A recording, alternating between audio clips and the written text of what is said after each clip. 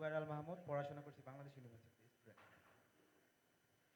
আসসালামু আলাইকুম, আমার নাম মোহাম্মদ কাউসার উদ্দিন। আমি বেসিক্যালি একজন সাংবাদিক, দৈনিক সংবাদে কাজ করি, আর আমি ইন্টারন্যাশনাল সোসাইটি বাংলাদেশ চ্যাপ্টারের জেনারেল সেক্রেটারি।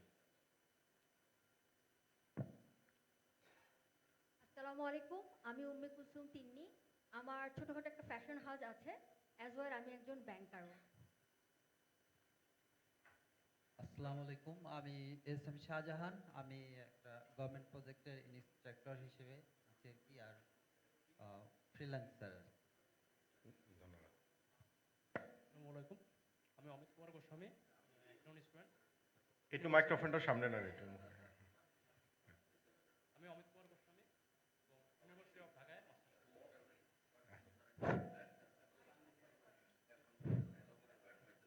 আবারও বলছি, আমি অমিত কুমার গোস্বামী এবং আমি একজন স্টুডেন্ট। আচ্ছা,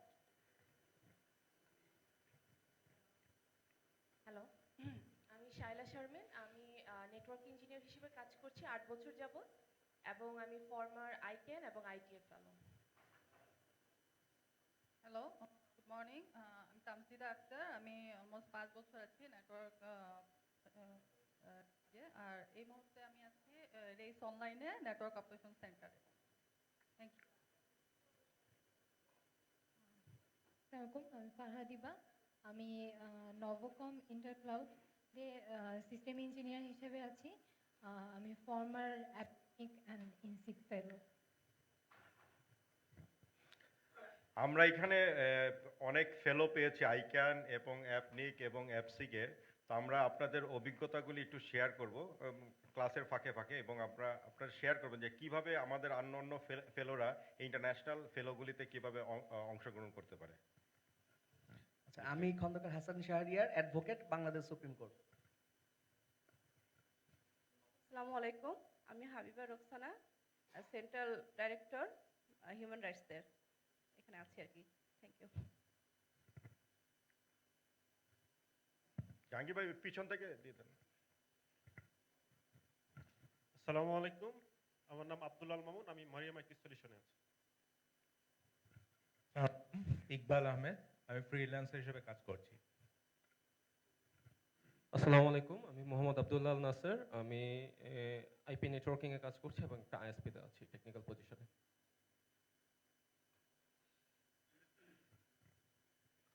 আমি জাকিয়া হাসনা। আমি একটি অনলাইন শপিং এ কাস্টমার কেয়ার হিসেবে আছি। হ্যালো, আমি ইমতিয়াজ করিম। আমি নেটপি অনলাইনে সিস্টেম অ্যাডমিন হিসেবে কাজ করি।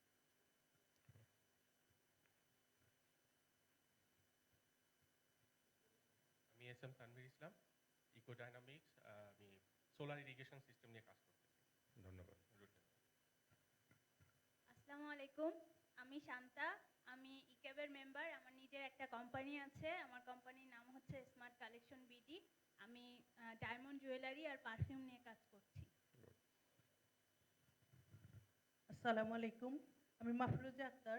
টেকনোইট পিটি নামে আমার একটা আইটি কোম্পানি আছে, আর আমি ব্যাংকিং প্রোডাক্ট নিয়ে মেইনলি কাজ করি। আসসালামু আলাইকুম, আমার নাম স্বপ্নশেষ ভট্টাচার্য। আমি সিএসসি স্টুডেন্ট আছি, হাবিবুল্লাহ বাহার।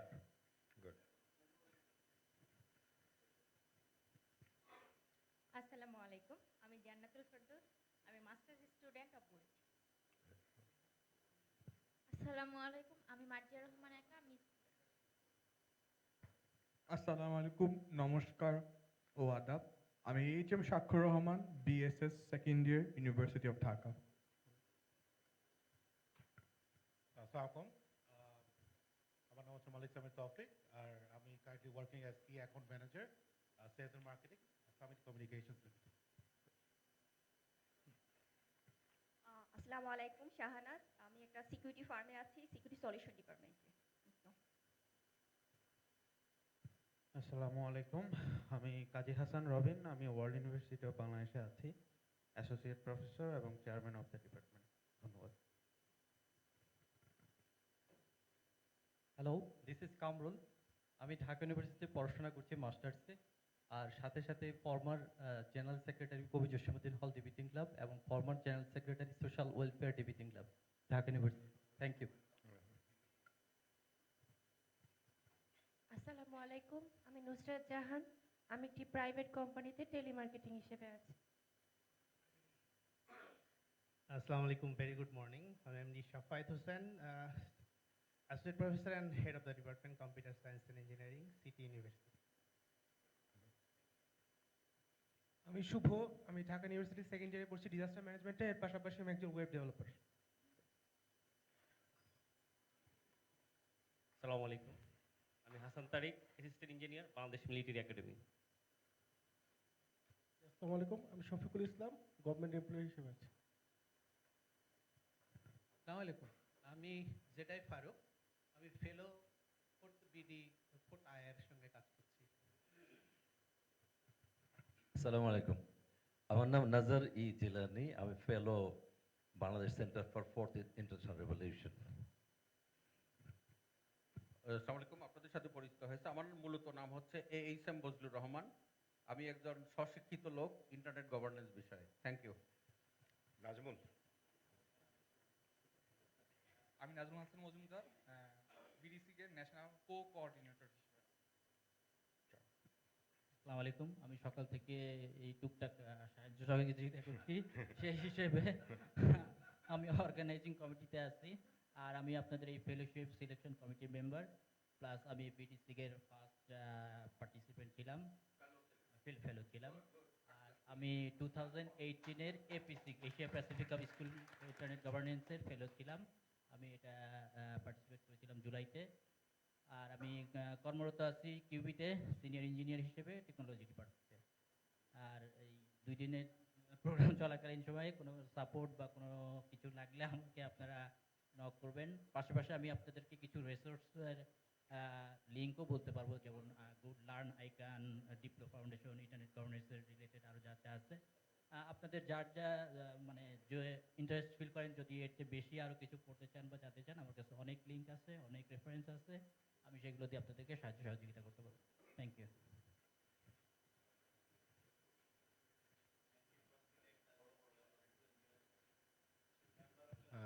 Hello, আমি Omar Mustafiz, Program Manager, Friedrich Naumann Foundation for Freedom. It's a liberal organization in Germany. Thank you.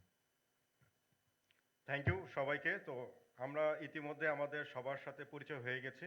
তো আপনারা আমরা যেটা বুঝতে পারলাম যে আমাদের এখানে যারা ফেলো কমিটিতে ছিল, আমরা বলেই দিয়েছিলাম মাল্টি স্টেক হোল্ডার সবাই যাতে এখানে থাকতে পারে। একাডেমিয়া থাকবে, গভর্নমেন্ট থাকবে, ইউনিভার্সিটি স্টুডেন্ট থাকবে, ইয়ুথরা থাকবে, ফিমেল কমিউনিটির পার্টিসিপেশন থাকবে। তো সবার মিলে আমাদের ফেলো কমিটি পরিশ্রম করে আপনাদেরকে সিলেক্ট করেছে। আমি ফেলো কমিটিকে ধন্যবাদ জানাচ্ছি। এবং আপনারা আমাদের অনলাইনে আমরা প্রায় 3 মাস আগে এটা ডিক্লেয়ার করেছিলাম এবং গুগল লিঙ্ক দিয়েছিলাম, আপনারা অংশগ্রহণ করেছেন। প্রায় 90 জনের মতো অংশগ্রহণ করেছিলেন। ওইখান থেকে ফেলো কমিটি বসে তাদের সিবি দেখে, তাদের ক্রাইটেরিয়া দেখে, ফেসবুক আইডি সমস্ত কিছু তারা ইনফরমেশন দেখে তারপর আপনাদেরকে নির্বাচিত করেছেন। তো এই হচ্ছে আমাদের। তো আমরা দ্বিতীয় বজলু ভাই, আমরা দ্বিতীয় ক্লাসে চলে যেতে পারি। তো এখন আপনাদের সামনে যে ক্লাসটা হবে এটা হচ্ছে ফোর্থ ইন্ডাস্ট্রিয়াল রেভলিউশন, যেটা সারা পৃথিবীর সামনে মানে সিডরের চেয়ে আরও ধীরগতি, আরও সুনামির মতো গতিতে চলে আসছে। সারা পৃথিবীর স্ট্রাকচার পরিবর্তন করে দিচ্ছে, কর্মক্ষেত্র পরিবর্তন করে দিবে, খাদ্যাভ্যাস পরিবর্তন করে দিবে, সংস্কৃতি পরিবর্তন করে দিবে, কাজের ক্ষেত্র পরিবর্তন করে দিচ্ছে। তো বজলু ভাই, আপনাকে স্বাগত জানাচ্ছি।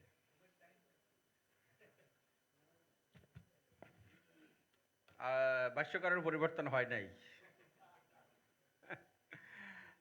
আবারও আপনাদেরকে দ্বিতীয় সেশনে ধন্যবাদ জানাই, কৃতজ্ঞতা জানাই যে প্রথম সেশনে আপনারা আমার সাথে থেকেছেন, বিয়ারিং করেছেন, এই জন্য আমি কৃতজ্ঞ। এবং যারা সাপ্লিমেন্ট করেছেন, কো ফ্যাসিলিটেটর গ্রুপ, তাদের কাছেও কৃতজ্ঞ। কারণ এইটা এমন একটা বিষয়, এককভাবে না বলে বিভিন্ন জন যদি কন্ট্রিবিউট করে তাহলে সে আলোচনাটা খুব ফলপ্রসূ হয়। তদ্রূপ ইন্টারনেট গভর্নেন্সের বিষয়টাও তাই। অনুবাইয়ের কাজ হলো যত নটখট সাবজেক্ট আছে সব আমার উপর উনি হাওলা করেন। তো সকালের সেশনে খুব ভালো হয়েছে। যারা দেরিতে এসছেন তাদের কাছে অনুরোধ থাকবে আপনারা একটু ইন্টারনেটে ঘোরাঘুরি করে বিষয়টা সম্পর্কে একটু জেনে নেবেন। সম্যক ধারণা থাকলেই আমরা সামনের দিকে যেতে পারবো ইনশাল্লাহ। দ্বিতীয় সেশন যেটা এই দ্বিতীয় সেশনে যাওয়ার আগে আপনার নামটা কি ভাই? জাহিদ ভাই। আমরা আপনাদের এই ব্যাচ থেকেও অন্তত কমপক্ষে 5 থেকে 10 জন চাচ্ছি ফেলো, যারা আমাদের এই স্কুলে রিসোর্স পার্সন হিসাবে জয়েন করবেন এবং এই স্কুলকে পরিচালনা করবেন। কারণ আমাদের এই স্কুল পরিচালনা করার জন্য আমাদের অনেক দক্ষ লোক দরকার, ইয়ুথ এবং ইয়ুথ উইমেন দরকার। তো বিশেষ করে যারা ইয়ুথ উইমেন আছেন তাদেরও আমি দৃষ্টি আকর্ষণ করছি, আর ইয়ুথরা যারা আছেন তাদেরকেও দৃষ্টি আকর্ষণ করছি, আপনারা আসেন। আমাদের স্কুল আরও জমছে এবং স্কুল আরও জমবে। আমরা এটাকে ডিভিশনাল হেডকোয়ার্টারে নিয়ে যেতে চাই। বরিশালে অনুভাই দেখিয়েছেন, চিটাগংয়ে, খুলনাতে, রাজশাহীতে স্কুল নিয়ে যেতে হবে। কারণ এই স্কুল শুধু ঢাকায় রাখলে হবে না, এই স্কুলের আলো ঢাকার বাইরেও নিয়ে যেতে হবে। তো ফলে আমাদের প্রচুর দক্ষ রিসোর্স পার্সন প্রয়োজন। সব ধরেন ডিভিশনাল লেভেলে 8-10টা ডিভিশন, সেখানে আমাদের পক্ষে সব জায়গায় ডিভিশনাল লেভেলে যাওয়া সম্ভব হবে না। সেখানে যাতে করে আপনারা দায়িত্ব পালন করেন। আমি খুবই খুশি হয়েছি, বিশ্ববিদ্যালয় থেকে আমাদের বেশ কয়েকজন অধ্যাপকরা এসছেন, ফ্যাকাল্টিরা এসছেন। আমি আপনাদেরকে কৃতজ্ঞতা জানাই এবং আশা করছি যে আপনাদের বিশ্ববিদ্যালয়গুলোতেও এই ধরনের স্কুল আপনারা খুলবেন। কারণ বিশ্ববিদ্যালয়ের এক ধরনের রোল এবং স্কুলের এক ধরনের রোল।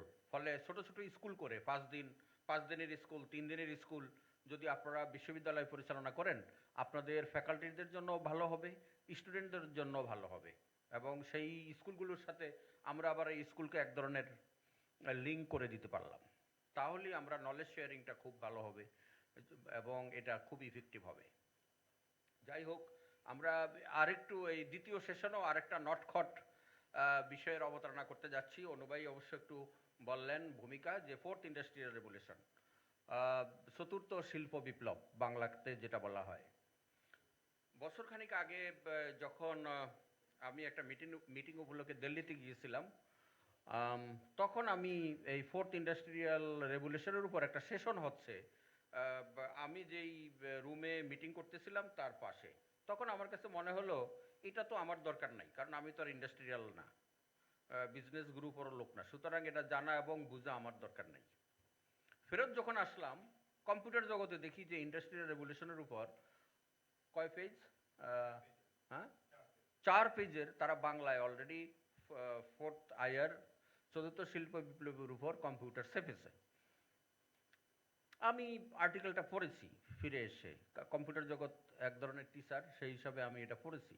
তারপরেও আমার মধ্যে কোনো বোধ উদয় হয় নাই যে এই জিনিসটা আমাকে জানতে হবে, এই জিনিসটা আমাকে বুঝতে হবে, অথবা এই জিনিসটা নিয়ে কাজ করতে হবে। আমি ফার্স্ট চান্স দিল্লিতে হারিয়ে আসলাম, সেকেন্ড চান্স কম্পিউটার জগৎ আমাকে দিল, সেকেন্ড চান্সও আমি ফেল করলাম। সেকেন্ড চান্স এটাকে আত্মস্থ করতে বা এটাকে বুঝতে। থার্ড চান্সে এসে বাংলাদেশের মিনিস্ট্রি অফ ফরেন অ্যাফেয়ার্স প্রথম বাংলাদেশে একটা 4th ইন্ডাস্ট্রিয়াল রেভলিউশনের উপর কনফারেন্স আয়োজন করে, সেখানে আমি নমিনেটেড হই এবং আমাদের সেক্রেটারি জেনারেল, আপনারা বাই দিস টাইম জেনে রাখেন, ওয়ার্ল্ডের 2 জন সেক্রেটারি জেনারেল, একজন হলো জাতিসংঘে, আরেকজন হলো বাংলাদেশ ইন্টারনেট গভর্নেন্স ফোরামে, কনু সাহেব। তো আমরা গর্বিত যে বাংলাদেশে একজন সেক্রেটারি জেনারেল আছে। তো উনিও যান। ওখানে গিয়ে আমরা বুঝতে পারি যে 4th ইন্ডাস্ট্রিয়াল রেভলিউশন কিভাবে আমাদের জীবনকে শেপ করতে যাচ্ছে, আমাদের জীবনকে পরিবর্তন করতে যাচ্ছে, আমাদের জীবনকে কিভাবে রিশেপ করতে যাচ্ছে। তো যাই হোক, ওই যে আমি বললাম স্বশিক্ষিত, সেখান থেকেও কিছু শিখে টিকে তারপর আমরা ফিরে আসলাম। আসার পর আমরা কি করি, এটাকে নিয়ে কাজ করা দরকার। সেখানে আমরা এখানে আছে মিস্টার নাজির জিলানি, ওনাকে কেন্দ্র করে আমরা একটা সেন্টার ইনিশিয়েট করলাম। সেই সেন্টারের নাম হচ্ছে Bangladesh centre for 4th revolution. তো সেখানে আমি সেখানে একটু রিসার্চ ফেলো হিসাবে একটু কাজ করি। এই হচ্ছে আমার প্রতিষ্ঠানের বাইরে এই 4th ইন্ডাস্ট্রিয়াল রেভলিউশন নিয়ে কাজের একটা ক্ষেত্র। তো আমি আমার এখানে হলো রিসার্চ ফেলো, মূলত আমি এই 4th IR নিয়ে যথাসামান্য কিছু কাজ করছি। আর আপনাদের সাথে আজকের এই সকালবেলা একটু শেয়ারিং করব যে 4th IR এর সাথে আমাদের কি সম্পর্ক এবং আমাদেরকে কিভাবে সামনের দিকে তৈরি হতে হবে 4th IR কে অ্যাড্রেস করে।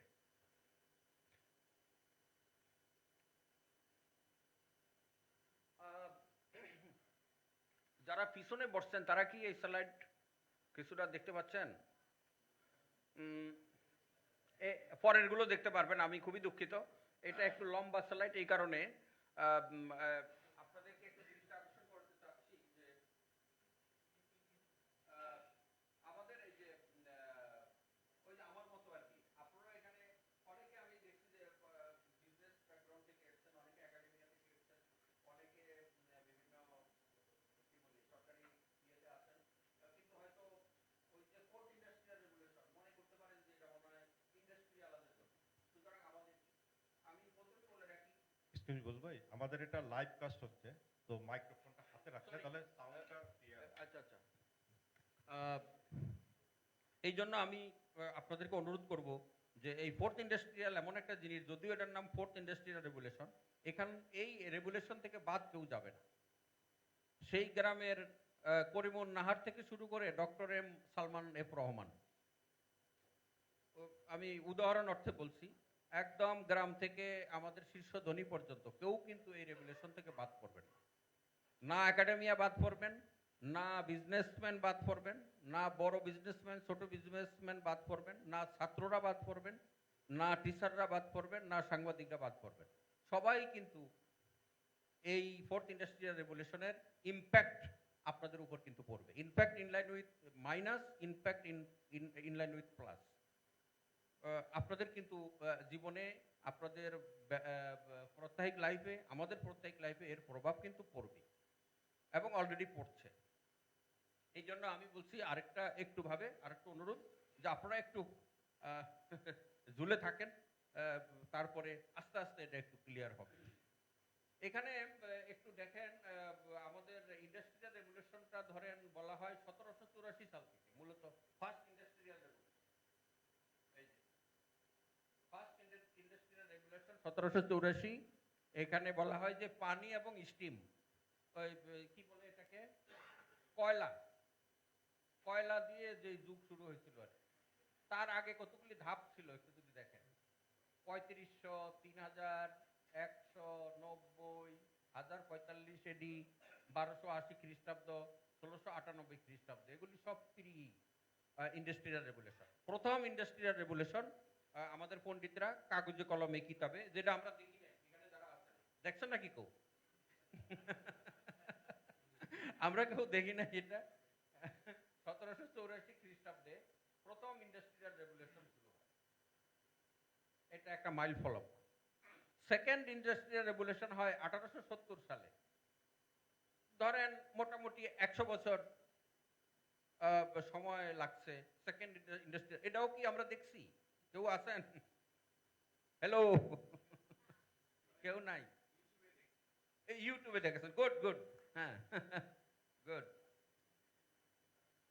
একটা রেগুলেশন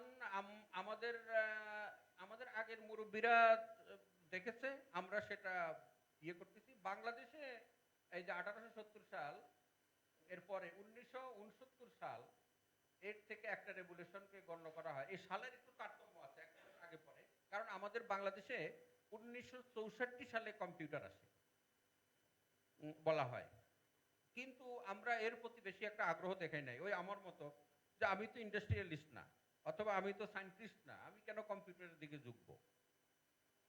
বাংলাদেশে অ্যাটমিক এনার্জি কমিশন প্রথম এই কম্পিউটার আসে, আমরা যতটুকু জানি। এরপরে এটা মূলত এই যে দেখেন, এরপরে বিবর্তনে 2017 সাল কে বলা হয়ে থাকে ফোর্থ ইন্ডাস্ট্রিয়াল রেগুলেশনের একদম শুরুটা। কি সেটা? ইন্টারনেট, কম্পিউটার সহযোগে যে বিষয়গুলো আপনারা শুনে থাকেন, আইওটি, আর্টিফিশিয়াল ইন্টেলিজেন্স, তারপরে ব্লকচেইন, বিগ ডেটা, রাইট, এগুলো নিয়ে চতুর্থ। আমরা আরেকটু পরে যাই, আরেকটা স্লাইডে, সরি,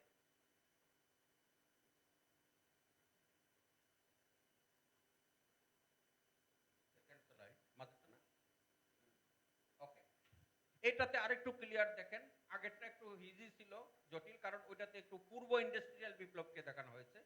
এই স্লাইডটা যদি দেখেন, যে ফার্স্ট ইন্ডাস্ট্রিয়াল রেভলিউশন শুরু হলো স্টিম দিয়ে, কয়লা, পানি ইত্যাদি। সরি, আমি এখনো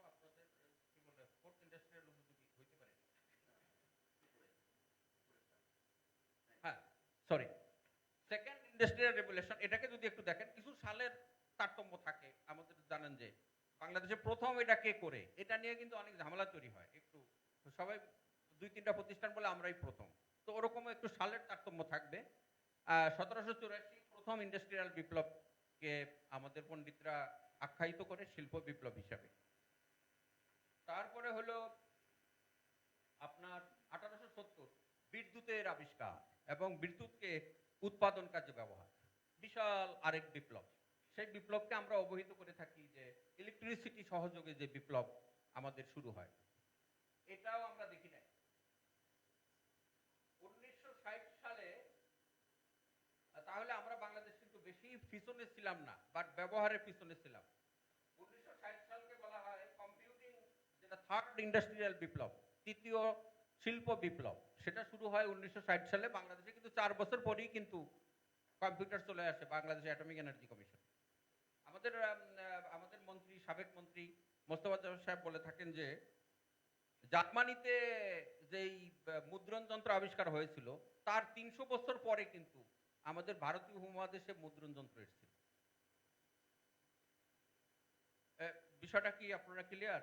300 বছর লাগছে একটা প্রযুক্তি জার্মান টু বাংলাদেশে আসতে। কিন্তু এখন আমরা এমন এক জগতে বাস করছি যে মার্কিন যুক্তরাষ্ট্রে কালকে প্রযুক্তি আবিষ্কার হওয়ার সাথে সাথে কিন্তু বাংলাদেশে আপনি আজকে পেয়ে যাচ্ছেন, অথবা কালকেই পেয়ে যাচ্ছেন, সময়ের তারতম্য প্লাস মাইনাস। এরপরে চতুর্থ শিল্প বিপ্লবের জয়যাত্রা শুরু হলো, যেটা আপনাদেরকে আগের একটা স্লাইডে আমরা, এটাতে আরেকটু ক্লিয়ার হবেন আপনারা। এখানে দেখুন যে স্টিম ইঞ্জিন, মেকানিক্যাল ম্যানুফ্যাকচারিং সহযোগে শিল্প বিপ্লব, এটা 18th সেঞ্চুরি, 1800 শতাব্দীতে এটা শেষ হয়ে যায় ফার্স্ট বিপ্লব। সেকেন্ড বিপ্লব হলো electricity, mass production, division of labour, এটা 20th সেঞ্চুরিতে এটা শেষ হয়ে যায়, যেটা আমরা দেখি নাই এখানে যারা আসছেন। থার্ড ইন্ডাস্ট্রিয়াল রেভলিউশন, এখানে আবার একটু 70 সালকে বলা হচ্ছে, যেটা কম্পিউটার, অটোমোশন এবং ম্যানুফ্যাকচারিংকে ব্যবহার করে শুরু হয়। এটা তো এখানে কয়েকজন আসেন দেখেছেন। ফারুক ভাই কি দেখেছেন? 70 সাল। জিলানি ভাই ওইদিকে কেউ আছেন? 70 সালের তৃতীয় শিল্প বিপ্লব দেখেছেন? অ্যাডভোকেট সাহেব, আপনার পিএইচডির খবর কি? এরপরে এই যে টুডে দেখেন, যেটা চতুর্থ শিল্প বিপ্লব, এটা হলো cyber physical system, internet of things. এখানে আরেকটা শব্দ হবে, সাইবার ফিজিক্যাল, আরেকটা হলো ডিজিটাল, আর বায়োলজিক্যাল। এই যে তিনটা দেখেন, ডিজিটাল, ফিজিক্যাল অ্যান্ড বায়োলজিক্যাল, তিনটার সংমিশ্রণে যে বিপ্লব শুরু হয়েছে, এটাই হলো চতুর্থ শিল্প বিপ্লব। এরকম অভাবনীয় ঘটনা বিশ্বের আর কোনোদিন ঘটে নাই। সাইবার, ফিজিক্যাল এবং ডিজিটাল সংমিশ্রণে এক বিপ্লব। এই বিপ্লবের ফলে যেটা হয়েছে, দেশের সাথে দেশের সম্পর্ক পুনর্নির্ধারিত হচ্ছে, বন্ধুর সাথে বন্ধুর সম্পর্ক কিন্তু পুনর্নির্ধারিত হচ্ছে, জনগণের সাথে জনগণের সম্পর্ক পুনর্নির্ধারিত হচ্ছে, ব্যক্তির সাথে ব্যক্তির সম্পর্ক পুনর্নির্ধারিত হয়ে যাচ্ছে।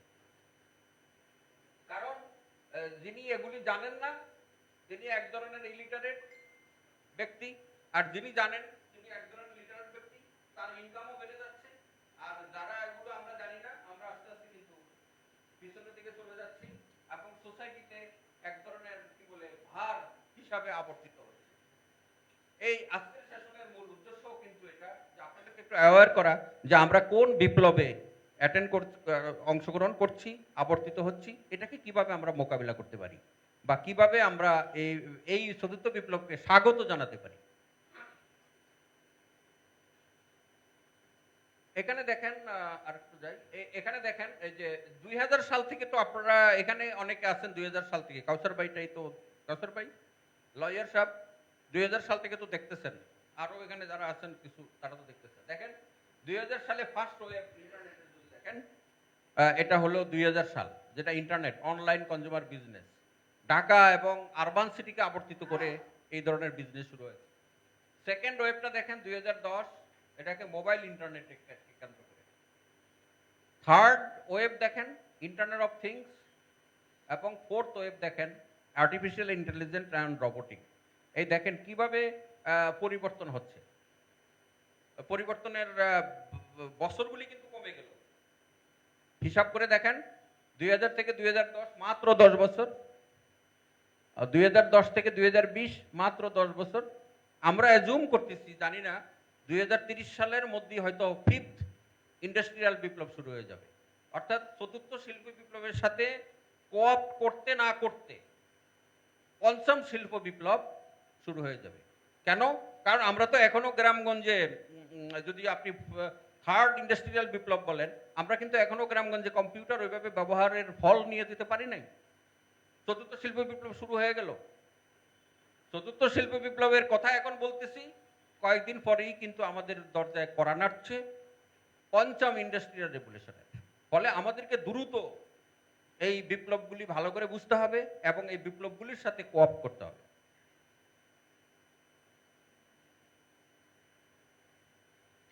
এখানে আরেকটু ভালো করে বোঝানোর জন্য এটা ব্যবহার করা হচ্ছে। এই চার্টটা দেখেন, ইন্ডাস্ট্রি 1.0, ইন্ডাস্ট্রি 2.0, ইন্ডাস্ট্রি 3.0, লাভ দিয়া ইন্ডাস্ট্রি 4.0 হয়ে গেছে।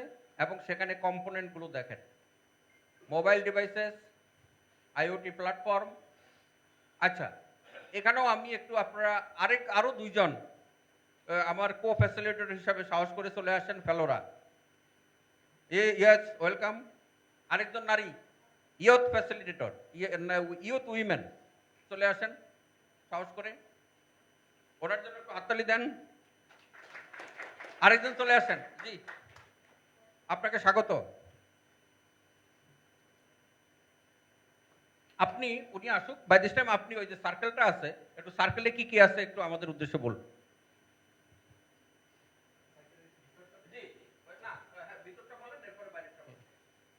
Hello. First, digitization, integration of value chains. Second, digitization of product and service offerings.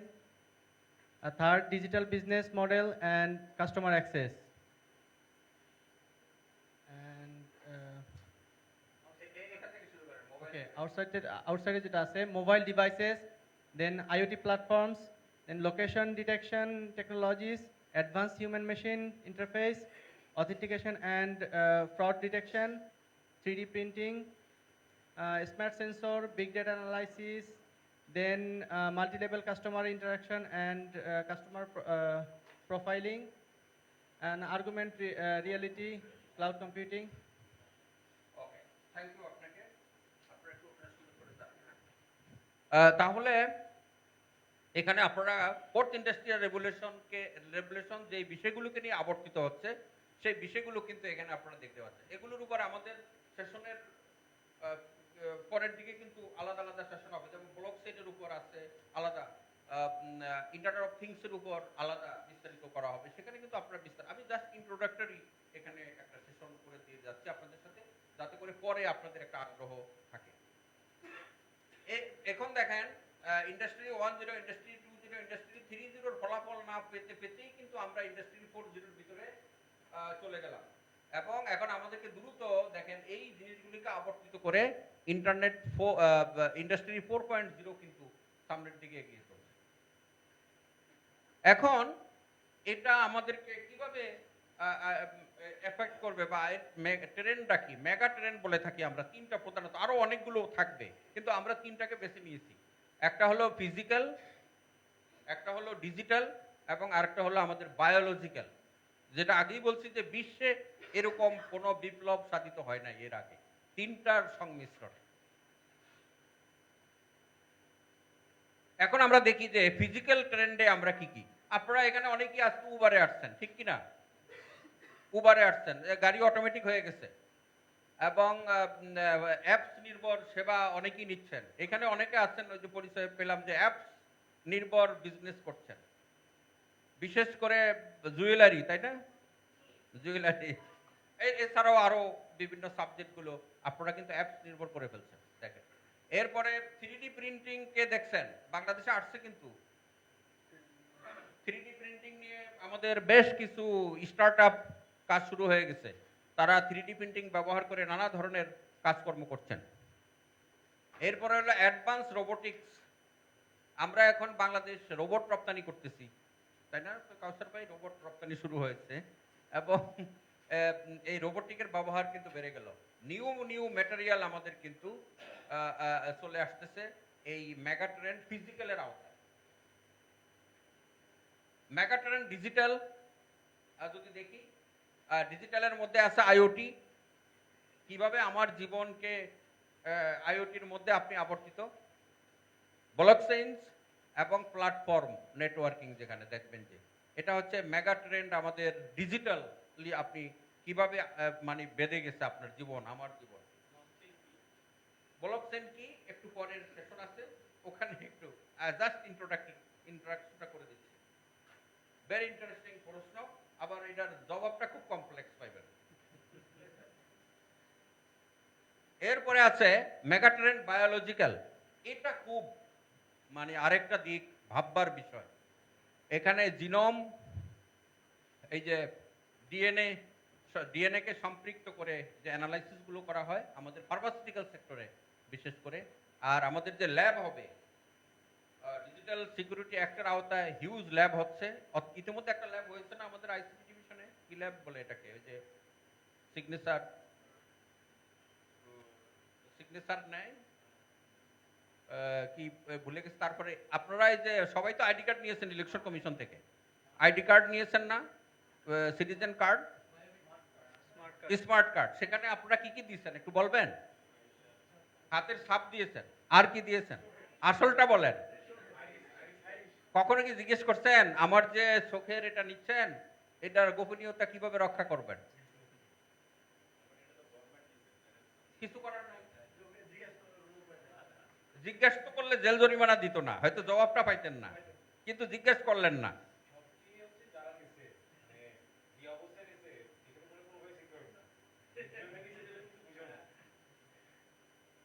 খুব এবং বায়োলজিক্যালের আরেকটা জিনিস হলো সিক্স হাতে পড়ে এখন, দেখছেন না? কি বলে এটাকে? এক্স্যাক্টলি। এবং এটা দিয়ে নানান ধরনের কার্যক্রম পরিচালনা করছে। এর ব্যবহার কিন্তু বাড়ছে, প্রতিনিয়ত এর ব্যবহার বাড়ছে। আচ্ছা, আমরা তিনটা একটু মনে রাখেন আপনারা, তাহলে চতুর্থ শিল্প বিপ্লব আবর্তিত হচ্ছে তিনটাকে কেন্দ্র করে, একটা ডিজিটাল, একটা ফিজিক্যাল, একটা বায়োলজিক্যাল। এই তিনটাকে আবর্তিত করে একত্রিত করে কিন্তু চতুর্থ শিল্প বিপ্লব এখন বাজারে চলছে। আচ্ছা, এখন এটার ইম্প্যাক্টটা কিভাবে পড়বে, কাদের উপর পড়বে? দেখেন, ইম্প্যাক্ট পড়তেছে আমাদের ইকোনমিতে, ইম্প্যাক্ট পড়বে বিজনেস সেক্টরে, ইম্প্যাক্ট পড়বে ন্যাশনাল লেভেলে, ইম্প্যাক্ট পড়বে সোসাইটিতে, ইম্প্যাক্ট পড়বে ইন্ডিভিজুয়াল লেভেলে। এখন ওই যে আমার মতো আপনারা যদি কেউ ভাবেন যেটা দেখলাম না, আমার তো এই সেশনে যাওয়ার দরকার নাই, আমি তো ইন্ডাস্ট্রির লোক না, কিন্তু তা না। চতুর্থ শিল্প বিপ্লব দেখেন একদম ক্যাটাগরিক্যালি এখানে কিন্তু ইম্প্যাক্ট পড়বে, এবং এর ইম্প্যাক্ট হবে যদি আমরা এটাকে ঠিকঠাক মতো মোকাবিলা না করতে পারি, এর ইম্প্যাক্ট হবে অত্যন্ত ভয়াবহ ইম্প্যাক্ট। এখন দেখেন আমাদের ইকোনমিতে কিভাবে আমাদের গ্রোথ, এখন যে রেট আছে, growth rate, national growth rate, এখানে ইকোনমিতে এটার কিন্তু অনেক হেরফের হবে। অনেক লোক চাকরি হারাবেন, আবার অনেক লোক চাকরি পাবেন। কেন চাকরি হারাবেন আর কেন চাকরি পাবেন? চাকরি হারাবেন, চাকরি হারাবো, খালি ভয় দেখালে হবে না, আমিও হারাবো। যদি আমি ব্লকচেইন না জানি, আইওটি না জানি, স্কিলস নলেজ তো আছে একটু, কিন্তু স্কিল তো নাই ভাই। স্কিলস নির্ভর, যেটাকে রিয়েল টাইম আরেকটা ওয়ার্ড আপনারা শুনে থাকবেন, রিয়েল টাইম। রিয়েল টাইমের মধ্যে এখন আবর্তিত। এখানে নিউ স্কিলসের প্রয়োজন হবে। আমি পরে আছে কি কি স্কিল দরকার, নতুন স্কিলের প্রয়োজন হবে। বড় চ্যালেঞ্জের মধ্যে পড়বে আমাদের বিশ্ববিদ্যালয়গুলো। তাদের কারিকুলাম, তাদের যে পড়ানোর ধরন ব্যাপকভাবে পরিবর্তন আনতে হবে, এবং ওনারা হয়তো চিন্তা করতেছেন যে কিভাবে আমরা এই নিউ স্কিলসগুলি আমাদের এক্সিস্টিং যে কারিকুলাম আছে সেখানে আমরা খাপ খাওয়াবো। তবে একটা কথা বলে রাখি, বিশ্ববিদ্যালয় কিন্তু ফুল সলিউশন না। আমাদেরকে বিভিন্ন ইনস্টিটিউট, এই ধরনের স্কুল গিয়ে গিয়ে কিন্তু আমাদের স্কিলগুলি অর্জন করতে হবে। আমরা পুরোপুরি অনেক সময় বিশ্ববিদ্যালয়কে দায়ী করি যে বিশ্ববিদ্যালয় যে কারিকুলাম সেটা আমার ন্যাশনাল নিডকে ফুলফিল করে না, কিন্তু বিশ্ববিদ্যালয়ে পড়ানোর এক ধরনের ধাঁচ, আবার স্কিলগুলি অর্জন করতে গেলে আমাকে বিভিন্ন ইনস্টিটিউটে যেতে হবে, স্কুলে আসতে হবে, এই ধরনের স্কুলগুলিতে আসতে হবে, ফর্মালি ইনফর্মালি আমাকে কিছু লার্ন করতে হবে। মক মেসিভ ওপেন অনলাইন কোর্সের মাধ্যমেও আমাকে কিন্তু নতুন নতুন স্কিলগুলো জানতে হবে, বুঝতে হবে। নেচার অফ ওয়ার্কও পাল্টে যাবে। এই ইনকাম লেভেল ব্যাপকভাবে চেঞ্জ আসবে, ইনকাম লেভেলেও কথাবার্তার মধ্যেও কিন্তু ব্যাপক চেঞ্জ আসবে। আমি এক ধরনের কথাবার্তা বলবো, কাউসার ভাই আরেক ধরনের কথাবার্তা বলবো। উনি চতুর্থ শিল্প বিপ্লব অ্যাডপ্ট করে এক ধরনের কথা বলতেন, আমি চতুর্থ শিল্প বিপ্লবের অ্যাডপ্ট হই নাই, আমি এক ধরনের কথা বলবো। তখন কিন্তু ওনার সাথে আমার আর মিলছে না, তখন আমার বন্ধুত্ব কিন্তু হানি হবে। কারণ আমি বলব কি রে কাউসার ভাই কি ধরনের কথা বলতেছি, কিছুই তো বুঝতেছি না, সব মাথার উপর দিয়ে যাইতেছে। ফলে কাউসার ভাইয়ের সাথে আমি আর চলতে পারছি না। কাউসার ভাইও নতুন ফ্রেন্ড যে বুঝে এই ধরনের কথাবার্তা, তার সাথে ফ্রেন্ডশিপ করবে, আমার সাথে আর ফ্রেন্ডশিপ করবেন না। একদম সত্যি জিনিস ভাই। ফলে আমাকে আপনাকে এখন থেকে তৈরি হতে হবে, এই বিপ্লবকে কিভাবে স্বাগত জানাবো, এই বিপ্লবের সাথে কিভাবে রিওরিয়েন্ট হব। বিজনেস সেক্টরের ডেঞ্জার সিগন্যাল নাম্বার 4, 5, 6, 7, 8, 9, 10 বিজনেস সেক্টরে বড় ধরনের চেঞ্জ আমরা দেখতে পাবো।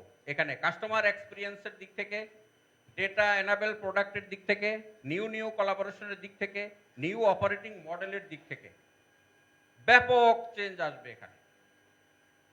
এবং আমাদের বিশেষ করে গার্মেন্টস সেক্টর যদি স্বাগত না জানাতে পারে ফোর্থ ইন্ডাস্ট্রিয়াল রেভলিউশনকে, ফার্মাসিউটিক্যাল সেক্টর যদি স্বাগত জানাতে না পারে, ব্যাপকভাবে এখানে প্রভাব পড়ে।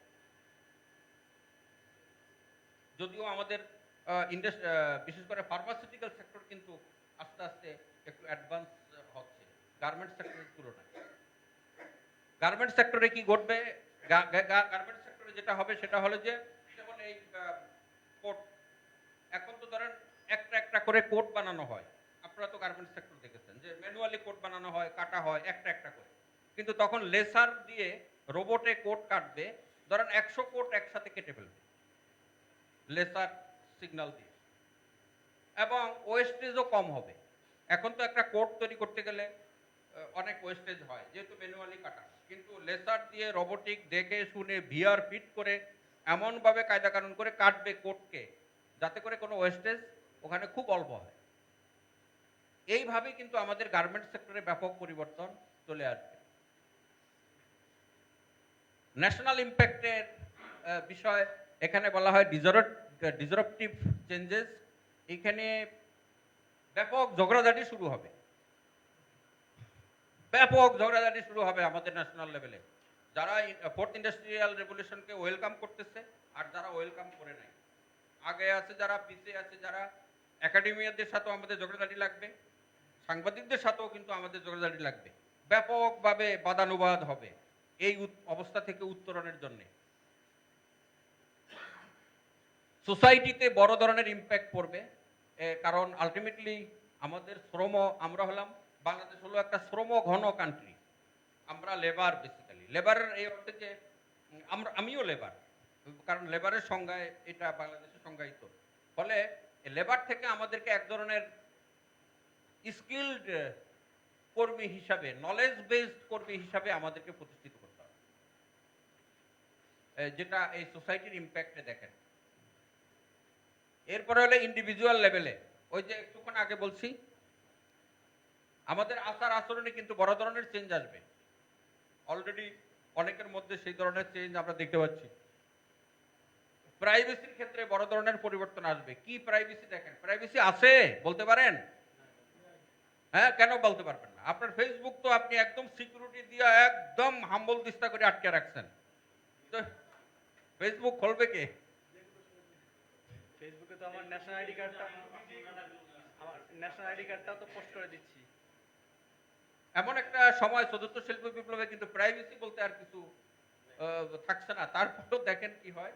এরপরে দেখেন ওনারশিপ লেভেলে চেঞ্জ আসবে, তারপরে কনজামশন লেভেলেও চেঞ্জ আসবে, মানুষ যারা আমাদের বক্তা আছেন, বক্তা যারা বিজনেস এখনই যারা কি বলে ই কমার্স করছেন, দেখতেছেন না যে কি ধরনের মানুষের চয়েস দিন দিন বেড়ে যাচ্ছে, এবং মানুষের চয়েসের সাথে পাল্লা দিয়ে যারা আমাদের ই কমার্সের ইনিশিয়েটর তারা কিন্তু অতটা পারছেন না, কারণ মানুষের চয়েস এমনভাবে চেঞ্জ হচ্ছে, দ্রুত চেঞ্জ হচ্ছে মানুষের চয়েস।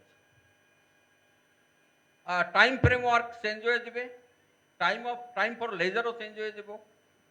আমরা যেমন এখন দুপুরে একটু খেয়ে দিয়ে একটু ঘুমাই, তারপরে 9টা, 9:30, 10টার সময় রাতে একটু ঘুমায় পড়ি, কিন্তু 10টার সময় ঢাকা শহরে কয়জন লোক ঘুমান আমি জানি না। আপনারা যারা আছেন, কেউ এখানে আছেন 10টায় ঘুমান?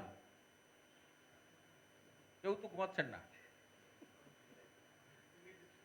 এই না ঘুমানোর জন্য একটা আচার আচরণে চেঞ্জ আসছে। আবার কেন ঘুমান না? কাজের জন্য ঘুমান না, কারণ আমাদের ওই প্রান্ত খোলা, এই প্রান্ত, আপনি যদি ঘুমায় থাকেন আপনার ব্যবসাও শেষ, যেহেতু ওই প্রান্ত খোলা আছে। ফলে আপনাকে ব্যবসার লক্ষ্য উদ্দেশ্যের সাথে মিল রেখে আপনি ঘুমের প্ল্যান করতেছেন। সরি। তারপরে হলো এই যে লেজারের কথা বললাম, এই লেজারেও কিন্তু আমাদের অবসর সময়ও কিন্তু এখন নাই। আসলে অবসর আছে নাকি? এখানেও অনেকে দেখি যে কাজ করতেছেন আপনার ট্যাবে। হ্যাঁ, অবসর তো নাই, যে গুরুত্বপূর্ণ বার্তা দেখে নিচ্ছেন, কয়টা অর্ডার আসলো দেখে নিচ্ছেন, কয়টা সাপ্লাই গেল দেখে নিচ্ছেন। ইন্ডিভিজুয়াল লেভেলের 1-2টা কথা বলে শেষ করি। এখানে আপনারা থাকেন, অসুবিধা নাই। আপনারা ওষুধ কোম্পানির রিপ্রেজেন্টেটিভদেরকে দেখেছেন? ওষুধ কোম্পানির রিপ্রেজেন্টেটিভরা কি করতো আগে? অর্ডার নেওয়ার সময় কার্বন, বড় একটা কার্বন ছিল না, দেখছেন কি করতো? বিভিন্ন ফার্মেসিওয়ালারা যখন ওষুধের অর্ডার দিত তখন কিসে লিখতো বলেন তো একটু? কার্বনে কয়টা কপি করতো জানেন? 3টা। বলেন তো কি কি? মানে ওই 3টা কপি কেন করতো?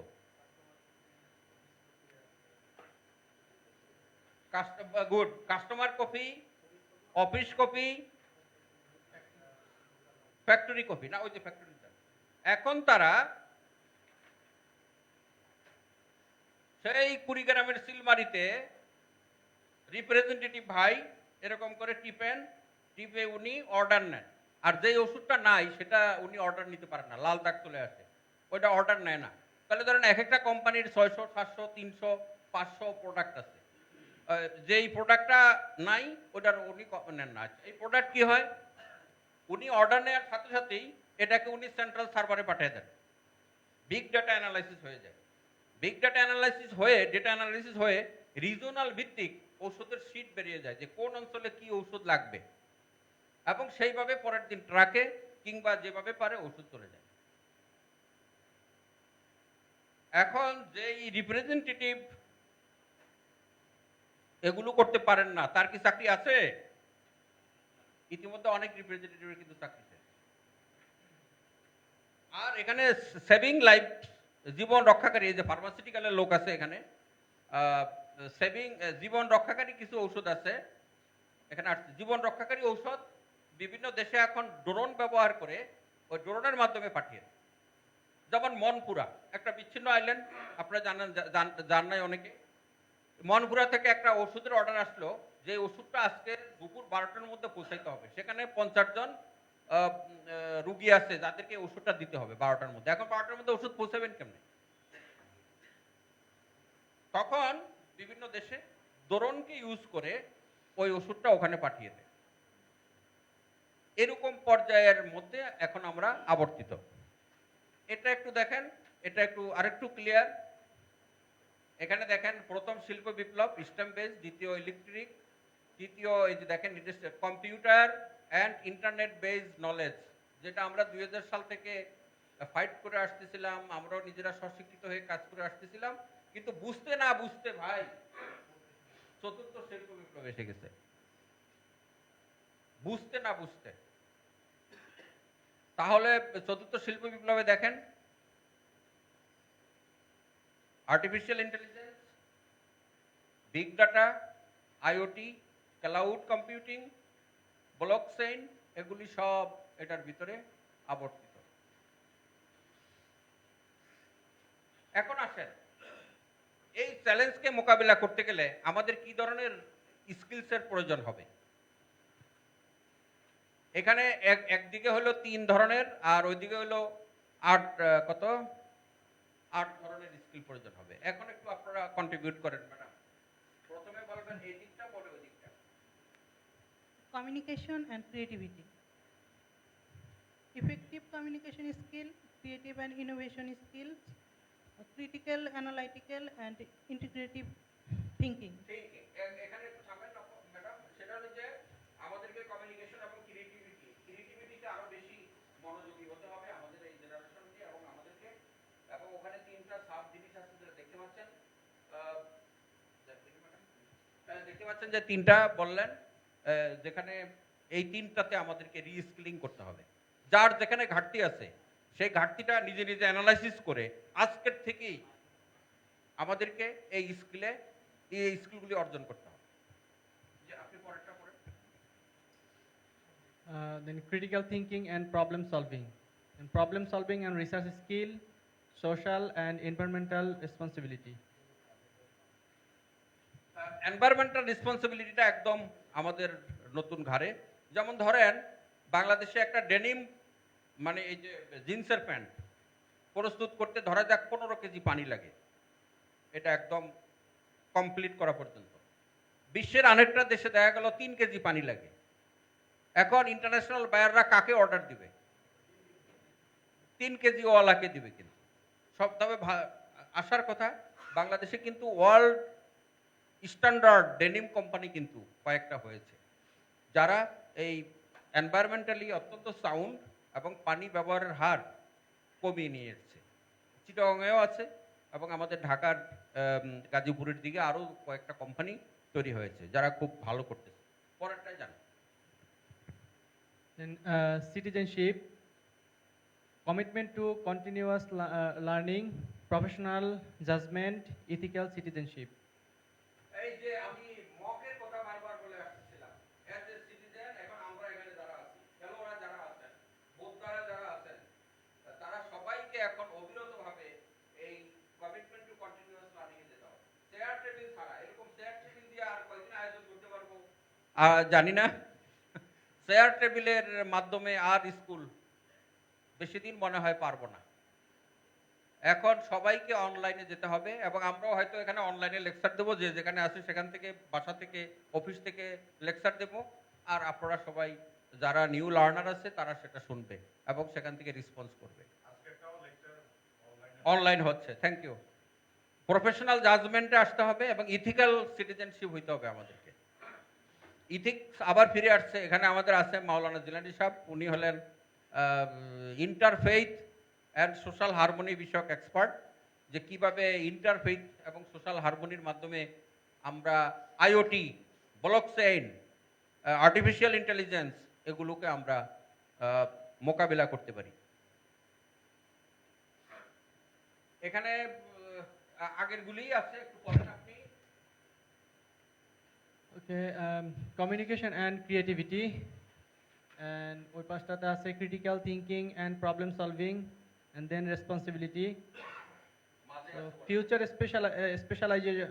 specialism, big data, machine learning, artificial intelligence, cloud computing, cyber security, blockchain, cryptocurrency, financial analysis, digital marketing, and supply chain.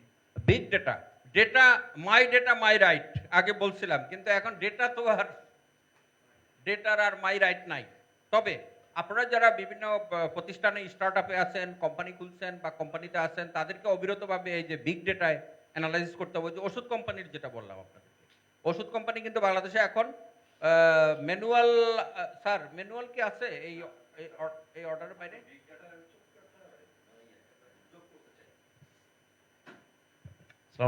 Bazlu ভাই যেটা বলছিলেন, ফার্মাসিউটিক্যাল কোম্পানিতে রিপ্রেজেন্টেটিভরা ফিল্ডে যে কাজ করে, কোনো কোম্পানিতে 4-5 হাজার রিপ্রেজেন্টেটিভ আছে। ওরা যে মোবাইল ফোনের মধ্যে যেটা করেন, উনি যেটুকু বলেছেন তারপরে আমি অ্যাড করি, সে লালমনিরহাটের থেকে একটা প্যারাসিটামলের অর্ডার দিবেন। উনি বললেন যদি স্টকে না থাকে লাল মার্ক করবে, ডাটা এন্ট্রি করতে পারবে না। আচ্ছা, সে প্যারাসিটামলের অর্ডার দিল এত বেশি, কারণ ন্যাশনাল যদি 100 ইউনিট থাকে টার্গেট, এবং লালমনিরহাটের ইউনিট যদি থাকে 8, যে 100 প্রোডাকশন হলে লালমনিরহাট 8টা ইউনিট পাবে, বাট লালমনিরহাট যদি 8-এর জায়গায় 9টা ইউনিট অর্ডার প্লেস করে ও নিবে না, কারণ এই যে টার্গেট সেট আপ করা আছে ব্যাকওয়ার্ড লিঙ্কেজে, এই টার্গেটের সঙ্গে সে কম্প্যারিজন করবে, কম্প্যারিজন করে সে বিপ দিতে থাকবে যে নো তুমি টার্গেটে বেশি নিয়ে যাচ্ছ, তোমাকে এটা দেওয়া যাবে না। টার্গেটের বেশি নিলে কি হবে? ভোলাতে প্যারাসিটামল কম পাবে। যদি ভোলায় প্যারাসিটামল কম যায় তাহলে ওর বিজনেস চেইনে ডিজাস্টার শুরু হবে, ডিজারপটিভ এক ধরনের গোলযোগ তৈরি হয়ে যাবে যে বেশি প্যারাসিটামল চলে গেছে লালমনিরহাট, ভোলায় এখন আমার প্যারাসিটামল দরকার ছিল, ভোলায় প্যারাসিটামল সাপ্লাই দিতে পারতেছে না, ওষুধ কোম্পানির রিপ্রেজেন্টেটিভদেরকে ফার্মেসিওয়ালারা বাঁশের লাঠি দিয়ে দৌড়াইতেছে, তাই না স্যার? ওকে, এই জিনিস কিন্তু এখন এইভাবে কিন্তু তারা ম্যানেজ করতেছে আমাদের ঔষধ ফ্যাক্টরিগুলো, এবং যেটা আমাদেরকে ভবিষ্যতে সবাইকেই কিন্তু এর আওতায় চলে আসতে হবে। স্যার, এখানে যারা আছেন অন্তত এই বাক্য যাতে শুনতে না হয়।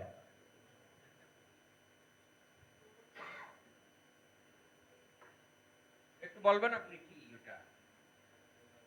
I don't need you. এটা কোম্পানি ওনার তার এমপ্লয়ীদেরকে বলতেছে।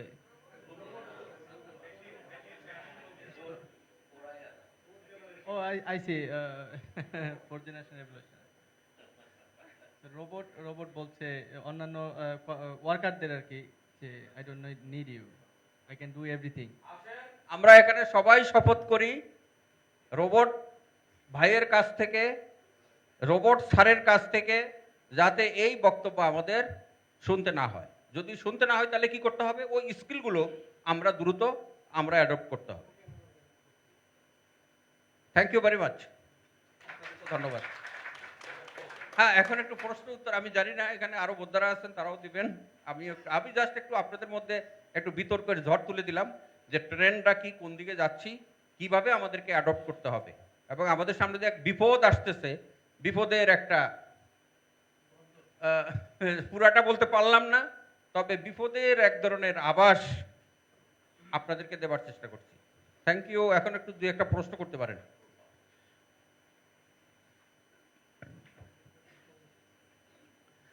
জি, মাইক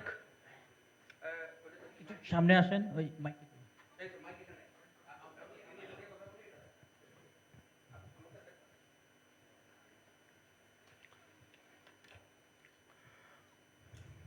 কোশ্চেনটা হচ্ছে 4IR এ যাওয়ার জন্য আমরা এখন কতটা ক্যাপেবল, বাংলাদেশ কতটা capable? Thank you very much. Last question যেটা ছিল যে রোবট রিপ্লেস হয়ে যাচ্ছে, মেশিন লার্নিং দিয়ে আমরা রিপ্লেস হয়েছে, হিউম্যানের ওয়ার্ডসগুলি রিপ্লেস হয়ে যাচ্ছে, বাট স্টিল কি আমরা বাংলাদেশের স্কিলটা ওই লেভেল পর্যন্ত গিয়েছি যে আমরা মেশিনটাকে প্রায়োরিটি দিয়ে আমাদের হিউম্যানটাকে রিপ্লেস করতে পারি? থ্যাংক ইউ ভেরি মাচ, খুবই চমৎকার প্রশ্ন। বিষয়টা হলো যে রোবট তো নিজে কোনো কাজ করতে পারে না, জানেন। রোবটকে কাজ করাইতে হয়, প্রোগ্রাম দিতে হয়, রোবটকে পরিচালনা করার জন্য হিউম্যান। এই জন্যই ডিজিটাল, ফিজিক্যাল অ্যান্ড বায়োলজিক্যাল 3 গ্রুপের সংমিশ্রণে 4th ইন্ডাস্ট্রিয়াল রেভলিউশন। এখন রোবটকে তো কেউ না কেউ চালাতে হবে। তাহলে প্রথম কথা হলো যে বাংলাদেশে এটা আলাপ আলোচনার পর্যায়ে আছে।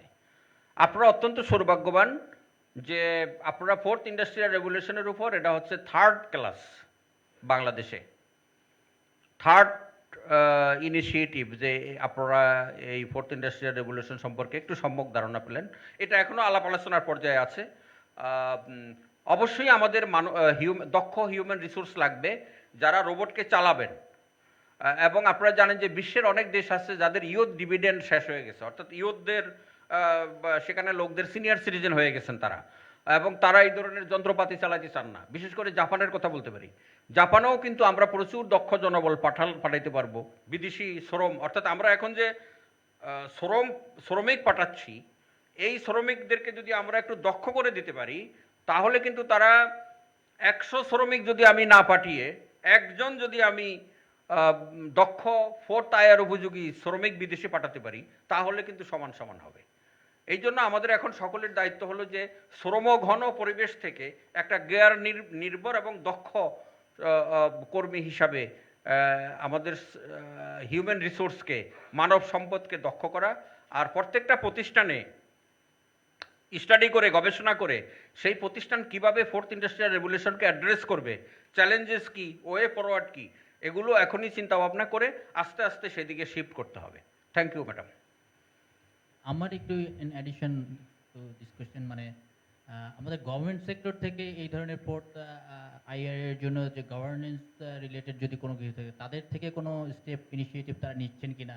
কারণ এটা তো এখন শুরু মাত্র, ইন্ডাস্ট্রি রিভলিউশন শুরু, এটার আবার গভর্নেন্সের বিষয় আছে। সো আমাদের গভর্নমেন্ট এই দিক থেকে কতটুকু প্রস্তুত আছে? Thank you very much.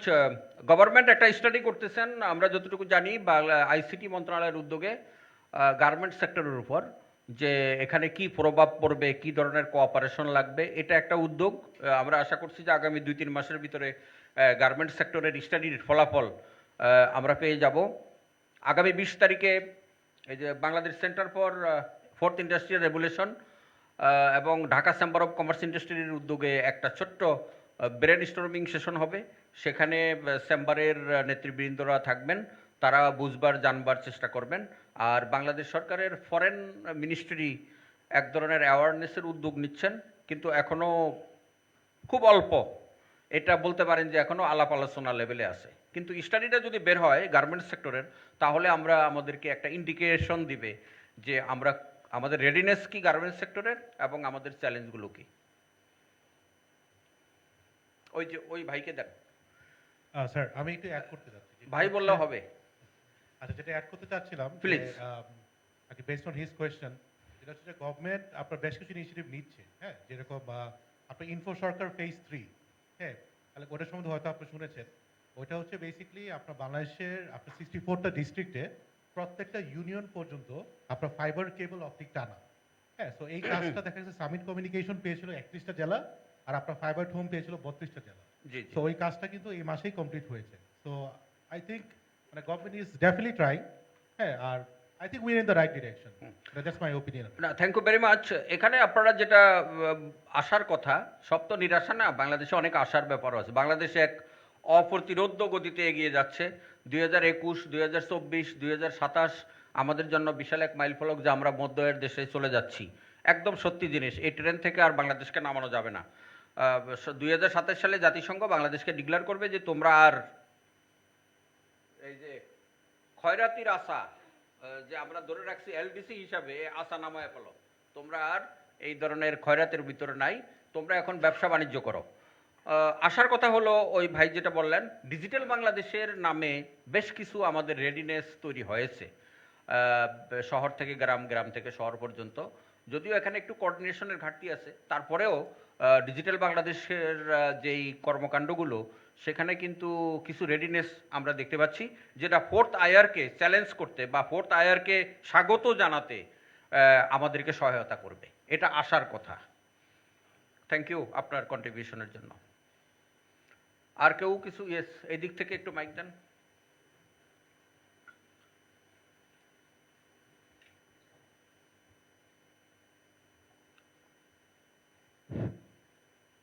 Okay, fourth আইআরের সাথে আমাদের যারা এমপ্লয়ার আছে, যারা আমাদেরকে রিক্রুট করে, আমরা দেখা যায় যে অনেক দিকে অনেক এক্সপার্ট, বাট তাদেরকে কিভাবে ইনভলভ করা যায়, এটা উচ্চ পর্যায় থেকে বা কোনো ইনিশিয়েটিভ আছে আমাদের পক্ষ থেকে ব্যস্তায় থাকে, ওদের ইনভলভমেন্টটা কিভাবে আমরা আরো বেশি নিশ্চিত করতে পারি? এটা একটা খুবই গুরুত্বপূর্ণ প্রশ্ন। ওই যে সরকারি উদ্যোগে তো আছেই, 20 তারিখে ঢাকা চেম্বারের উদ্যোগে যে ডায়ালগটা হচ্ছে, ওটা একটা প্ল্যানিং মিটিং। সেই মিটিংয়ে হয়তো পরের দিকে কিছু প্ল্যান আসবে, যে তাদের একটা অ্যাসোসিয়েশন আছে, বাংলাদেশ এমপ্লয়মেন্ট অ্যাসোসিয়েশন, মানে যারা চাকরি দেয় তাদের অ্যাসোসিয়েশন। হয়তো পর্যায়ক্রমে তাদের শেখানো এটা সিরিজ অফ ওয়ার্কশপ হবে, এটার উপর ব্যাপক কাজ। যেমন ধরেন 64 industries, chamber of commerce and industries সারা দেশে। তারপরে আমাদের অ্যাসোসিয়েশন আছে পরে 400-র মতো থিমেটিক অ্যাসোসিয়েশন, যেগুলি বাণিজ্য মন্ত্রণালয় এবং আমাদের এফবিসিসিআইয়ের আওতাভুক্ত। তো প্রত্যেকটা সেক্টরে এগুলোর ব্যাপারে অ্যাওয়ারনেস ইতিমধ্যে আমরা 14টা না জিলানি ভাই, 14টা সেক্টর আইডেন্টিফাই করা হয়েছে। বাংলাদেশে এই 14টা সেক্টরের রেডিনেস, রিশেপ এগুলো নিয়ে এখন কাজ করার জন্য এক ধরনের অ্যাওয়ারনেস শুরু হচ্ছে। কিন্তু আপনি যেই অ্যাঙ্গেল থেকে প্রশ্ন করছেন এখনও ওই অ্যাঙ্গেলে যাওয়া যায় নাই। আশা করছি যে যেহেতু সরকারের উদ্যোগ আছে আস্তে আস্তে ওখানে যাওয়া যাবে, কিন্তু আস্তে আস্তে সময় নাই, আজকেই যেতে হবে।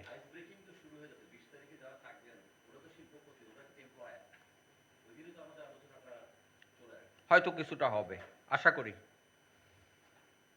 এবং বিশেষ করে বিশ্ববিদ্যালয়, এখানে ইউনিভার্সিটি গ্রান্ট কমিশনের লোক আছেন, প্লাস আমাদের বিশ্ববিদ্যালয়ের 2 ডিপার্টমেন্টের লোকরা আছেন। আমরা আপনাদের প্রতি সবিনয়ে অনুরোধ করি যে আপনারাও আপনাদের কারিকুলাম একটু যদি রিচেক করেন, 4th ইন্ডাস্ট্রি লেভেলকে কীভাবে অ্যাড্রেস করা যায়, রিস্কিলিংগুলি কীভাবে আমরা বিশ্ববিদ্যালয় থেকে দেয়া যায় একটু, বা স্কুল করে দেয়া যায়, সেই ব্যাপারে আপনারাও একটু ওনাকে একটা মাইক দিতে হবে। এই ওয়ার্ল্ড ইউনিভার্সিটি আপনারাও কিন্তু একটু উদ্যোগ নিতে পারেন, কারণ বাংলাদেশ একটা বিশাল দেশ, আপনাদের দিকে আমরা সবাই তাকিয়ে আছি।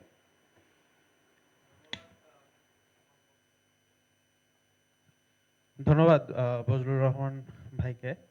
আসলে বজলুর রহমান ভাই বিশ্ববিদ্যালয়ের কথা বলছিলেন, মানে ওই সূত্রেই আমি একটু কথা বলার সুযোগ নিলাম। প্রথমেই যেটা ধন্যবাদ জানাতে চাই, আপনি একটা বিষয়ে উল্লেখ করেছেন, যেটা হচ্ছে যে সবাই ঘুরে ফিরে হচ্ছে বিশ্ববিদ্যালয়কে দোষ দেয় যে আমরা হচ্ছে ইন্ডাস্ট্রির জন্য হচ্ছে প্রোডাক্ট তৈরি করছি না।